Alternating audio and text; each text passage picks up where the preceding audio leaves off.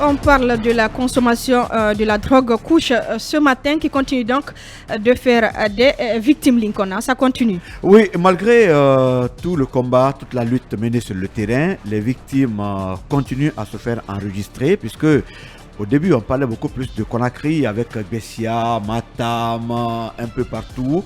Mais aujourd'hui, les victimes se font enregistrer du côté de Dubrika où on parle pratiquement de 2 morts.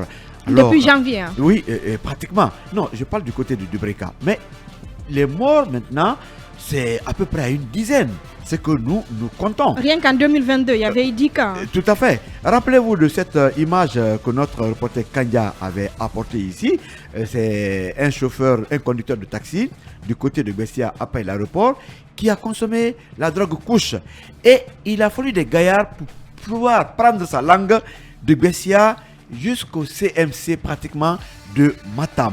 Mais aujourd'hui, moi je voudrais, quand même, c'est vrai, il y a beaucoup de combats du côté de la brigade anti-drogue du côté de Koléa, mais il faut que les gens identifient les portes d'entrée de cette drogue.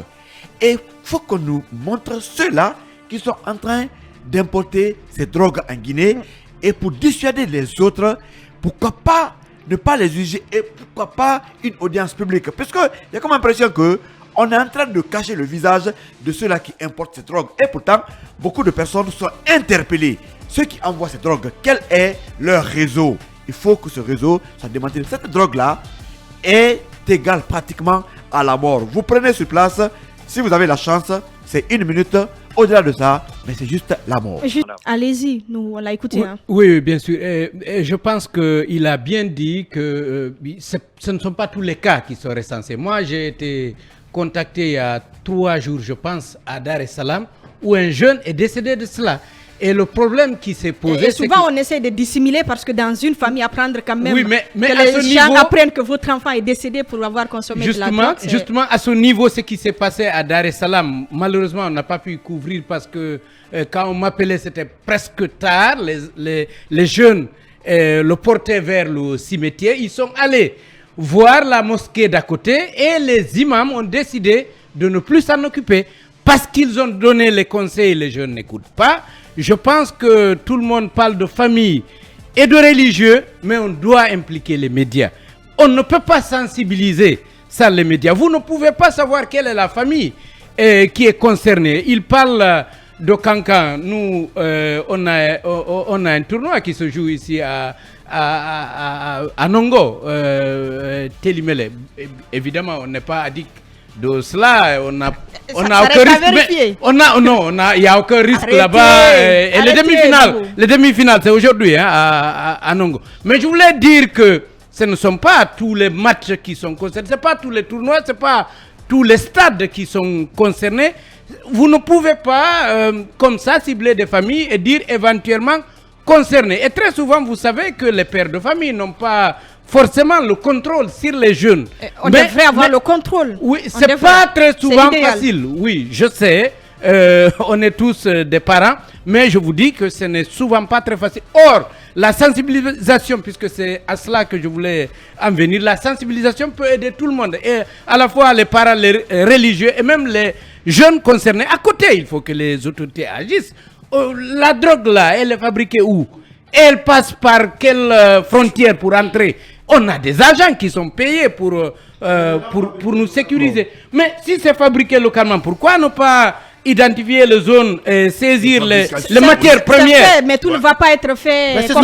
Je veux dire qu'on a des agents. Il en a parlé ici il y a quelques semaines. On a des agents de sécurité. Ce sont des matières premières qui sont carrément banales, qu'on peut retrouver sur le marché. Attention là. Oui, mais les services de sécurité doivent cibler des zones. Les avoir partout sur le marché.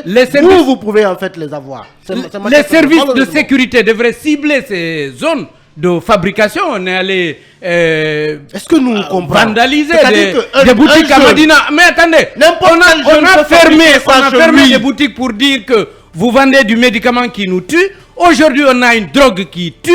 On est là, il n'y a personne pour se lever, pour arrêter. Il y a quelque chose. Mais qu'est-ce qui se fait? Je vous dis qu'il y a moins de 3 jours, quelqu'un est décédé à Dar es Salaam ici. Vous avez écouté les statistiques officielles.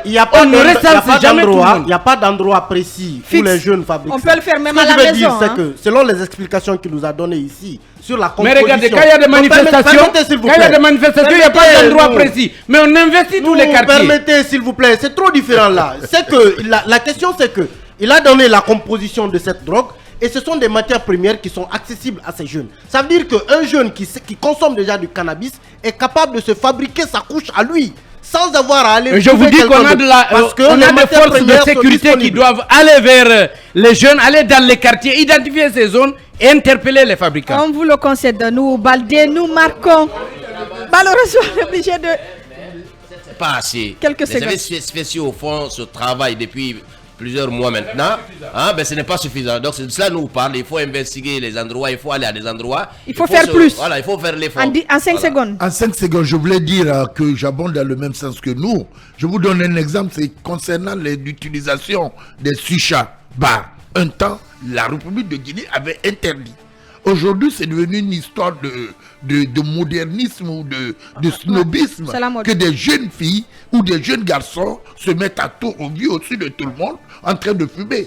Et ben là, c'est identifié. Voilà pourquoi il faut à la vraiment... différence de la couche où les gens le font même dans leur chambre. Ben, voilà. Écoutez, partant de cela, il faut... On est obligé de rendre l'antenne. Pour l'instant, nous revenons juste après. On va parler notamment de la liste des membres du gouvernement qui sont ciblés par les sanctions de la CEDEAO.